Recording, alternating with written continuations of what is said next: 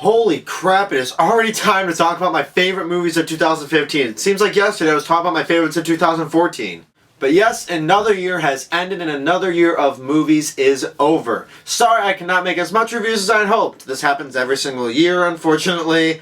But I'm back to tell you guys my favorite movies of 2015. Now before I get into my actual top 10, I'm going to tell you guys some honorable mentions that I thought should be talked about because they just barely made my list, but they should be talked about nonetheless. Now there is going to be a few more movies than usual because I haven't been able to review as much movies for you guys. So you don't know my opinions on some certain movies, and maybe you might want to know my opinion on a certain movie that you liked. So I'm going to name off as many movies that I really liked as possible and I think at least should be talked about at least for a second. Some of my honorable mentions are The Walk, Kingsman: The Secret Service, The Big Short, Mission Impossible: Rogue Nation, Bridge of Spies, The Stanford Prison Experiment, very underrated film. If you haven't seen it, check it out. Goodnight Mommy, also a very underrated horror film. End of the Tour, incredibly underrated, especially the phenomenal performance by Jason Segel, which in my opinion is Oscar nominated worthy. The Gift, one of the biggest surprises of the year, amazing psychological thriller.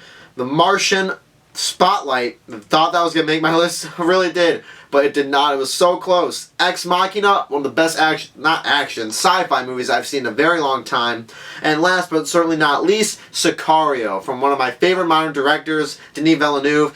I think I pronounced his name right. I'm sorry if I didn't, but 3 great movies in a row, Prisoners, Enemy, and this.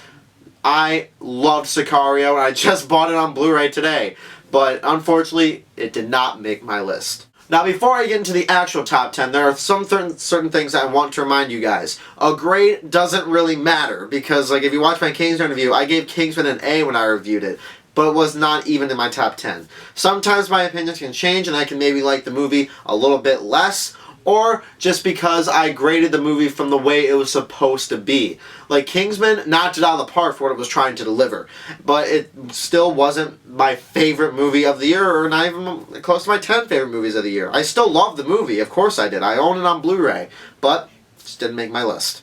Now coming first at number 10 is definitely the biggest surprise of the year, but a very welcome one. Creed surprised the hell out of me. I love the Rocky movies. I love the first one. The others are pretty good besides Rocky 5, but I was not really anticipating this movie very much. I mean, we already had Southpaw, which was a good boxing movie, but I felt like Creed was basically going to be the exact same thing, but Creed was something very different. Sylvester Stallone given probably the best performance of his entire career possibly, and he could get the Best Supporting Actor Oscar win in my opinion. And him and Michael B. Jordan had amazing chemistry together. Terrific writing that also had great dramatic sides to it, which made us really care about these characters a lot more than we usually do in boxing movies, because mostly in boxing movies they're really cliched. It's basically the same old story. A guy has a very bad occurrence happen to him, but then he makes a comeback and then fights for the championship battle and wins it. It happens in almost every boxing movie. We like it, of course we do, but Creed had a lot more special meaning to it. It still had the amazing boxing moments, and watching those scenes had me on the edge of my seat, and I loved watching Creed. It was well written, amazingly directed from the director of Fruitvale Station, also directed by Michael B. Jordan, and I had an absolute blast watching Creed, and I cannot wait to watch it again. At number 9, might shock some of you guys, I haven't seen it on anyone else's top 10, but again, this is my list, this is my opinion, and is by far my favorite horror film of 2015. It Follows is what I've wanted to see in a horror film for a very, very long time. It was amazingly directed by David Robert Mitchell, who in my opinion, in my eyes, would be a nomination for Best Director, but he's obviously not going to get one. But this movie was absolutely fantastic.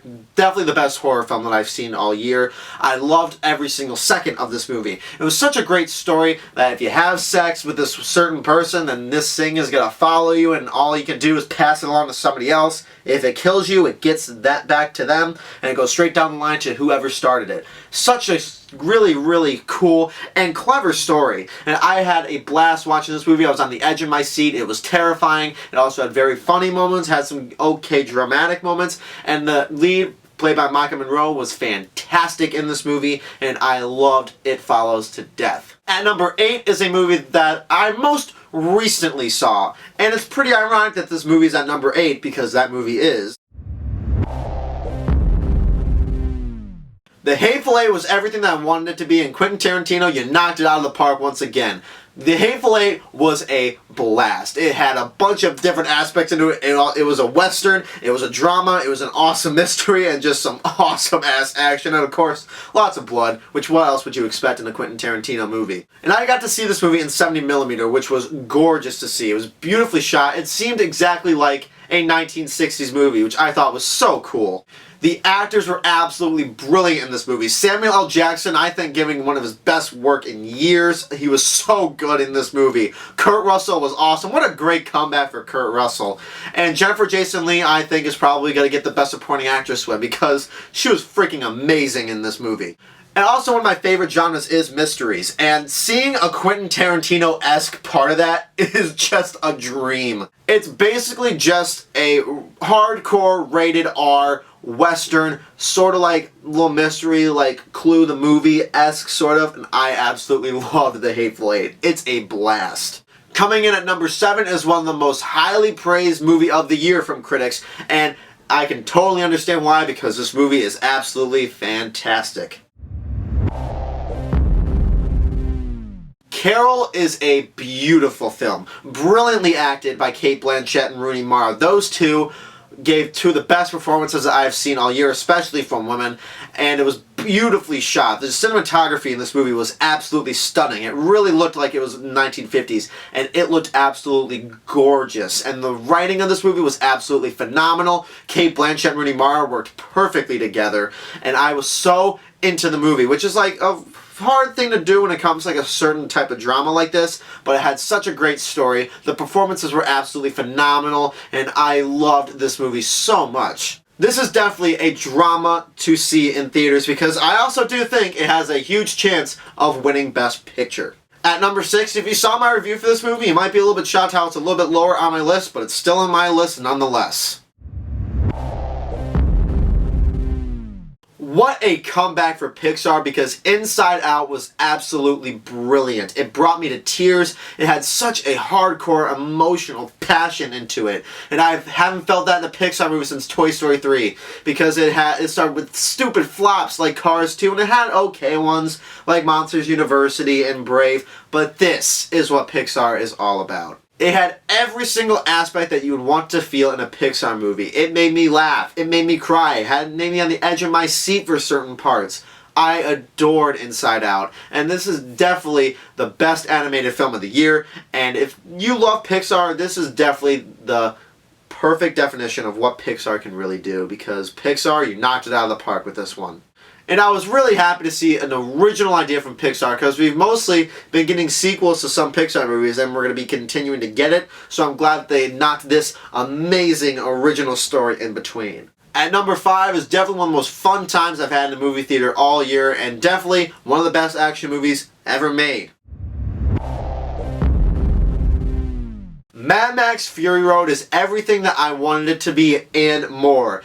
I had a blast watching this movie. I'm a huge fan of the original 3, and I have all of them on Blu-ray. And also having George Miller come back as director. If he did not come back, then the movie should not have been made at all. And thank God he did, because this was definitely the best action movie I've seen all decade. Tom Hardy was an awesome replacement for Mel Gibson as Mad Max, and also Charlize Theron was awesome in this movie. Her character was so good, and definitely one of the best action movie characters I've seen in a very, very long time. And the action in this movie was badass to the max, and I was having an absolute blast watching this movie. I was wanting to cheer inside the theater. I was going like this. I was so pumped the entire time, and especially why those action movies were delivered so well is because they used practical effects, which not many movies really do nowadays, because most action movies are depending on CGI. More in particular, talk about movies like Jurassic World. And the setting was perfect, the action was perfect, the directing was perfect, and everything about this movie was perfect for what it had to deliver, and I had an absolute blast with Mad Max Fury Road, and I can watch it over and over and over again because it is so much fun. At number 4, again, a movie that is not talked about at all, which it should be, because this movie is so brilliant. Love and Mercy is just a beautiful film. Brilliantly acted by John Cusack and Paul Dano, both acting in different parts of Brian Wilson's life. Definitely the best music biography movie I have seen in a very long time, and it made me want to listen to Pet Sounds over and over again more. And Pet Sounds is one of my favorite albums of all time, and this is what they really focused on, and I adored this movie. I can watch this movie as many times as I want. If you're a Beach Boys fan or just a fan of music in general, this is a movie that you need to see. It's brilliantly acted, brilliantly directed, brilliant written, and of course, Paul Dano, I definitely think deserved that Golden Globe nomination for Best Supporting Actor, and I really hope he gets the Oscar nod too. I don't care if he doesn't win. He needs to be appreciated, and so does this movie. And I was so glad that the Golden Globes found some space into it, because Love and Mercy is just a fantastic film, and it's definitely a different kind of movie that I haven't seen in a very long time. And number 3 was definitely my most anticipated film for 2015, and practically almost everyone's most anticipated film in 2015, and it did not let me down one bit. Star Wars The Force Awakens is what I've wanted to see in a Star Wars movie since I saw Return of the Jedi. This movie is golden. Out of all the movies that I've seen in 2015, this was the most happy, the most excited that I have been in a movie theater all year long. The minute I heard the original Star Wars music, I immediately got teared up. I was so happy. The inner nerd inside of me was going bonkers. It really did feel like I was watching an actual Star Wars movie, which the prequels, failed at. Brilliantly directed by J.J. Abrams. Thank you so much, J.J. Abrams, for bringing Star Wars back to us, the real Star Wars back to us. And not only were Harrison Ford and Carrie Fisher amazing reprising their roles as Han Solo and Princess Leia, but the new actors, Oscar Isaac, John Boyega, and Daisy Ridley, they were brilliant in this movie. And I immediately cared for those characters, and I immediately just felt so happy. And I love Star Wars to death, and this is probably my 3rd favorite in the entire franchise. It goes to Empire, New Hope, Force Awakens, Return of the Jedi, Revenge of the Sith, Phantom Menace, and of course Attack of the Clones, because it's one of the worst movies I've ever seen. But Star Wars The Force Awakens did not let me, and I bet almost every other Star Wars fan out there down at all. This movie was absolutely phenomenal. This is what Star Wars is all about, and I cannot wait to watch this movie over and over and over, because, I'm a nerd. Get over it. And coming in at number 2 is probably going to shock you guys that this movie is so high, but honestly, this is probably my favorite dialogue movie all year.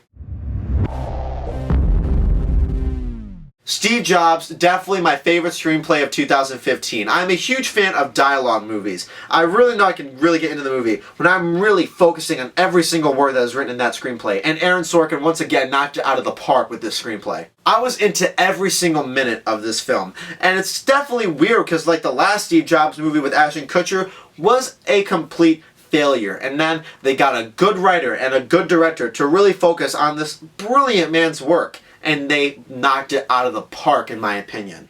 Danny Boyle did such a terrific job directing this movie. Michael Fassbender was freaking awesome in this movie. He did a phenomenal portrayal of Steve Jobs. One of the biggest complaints that I've heard was how he didn't really look like Steve Jobs, but he portrayed it perfectly. And then Ashton Kutcher, he looked a lot like Steve Jobs, but he didn't really give a great performance. Respect to Ashton Kutcher and all, didn't do a good job. And the other performances were great. Kate Winslet, Jeff Daniels, Seth Rogen was freaking awesome in this movie. I was so shocked at how good his performance was. And this had the perfect 3-act structure going from 3 of the biggest moments in Steve Jobs' life, and I loved every single second of this movie. And it did not make enough money in the box office, so when it comes out on Blu-ray, please go out and buy this movie. I guarantee that you will love it.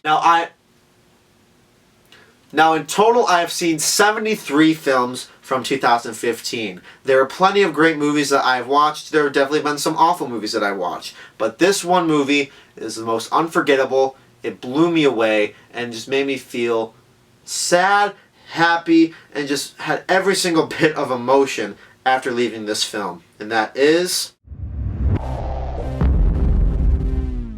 Room is just simply, in one word, perfect. Out of all the movies that I watched this year, none of them hit me as hard as this one. I'm so thankful that I did not have a single clue what was going to happen in this movie. Didn't watch a single trailer, didn't really know the plot. All I knew was Brie Larson was in it, there was a little boy, and it was called Room.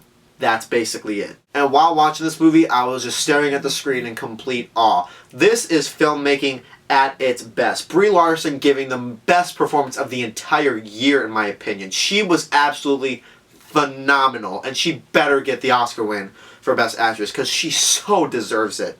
And Jacob Tremblay portraying the little boy was amazing in this movie, and especially for little kids, it's hard to get a kid to really get into a serious topic like this, and he blew it out of the water. And this is such a brilliant story. And the screenplay by the writer of the book, Emma Donoghue, was amazing. I love the screenplay. I love the directing by Lenny Abrahamson, who directed Frank, if you haven't seen that from last year. But Room is just simply the perfect definition of cinema masterpieces. I loved Room to death. Out of all the movies that I saw in 2015, this movie had the greatest performance that I've seen all year, the best story that I've seen all year, and after leaving this theater, when I saw the movie, I was just in complete awe, and no other movie made me feel that way this year. Many movies came close, but Room went pitch perfect. So that is my top 10 favorite films of 2015. Thank you guys so much for watching, and my worst movies of 2015 is coming up very soon.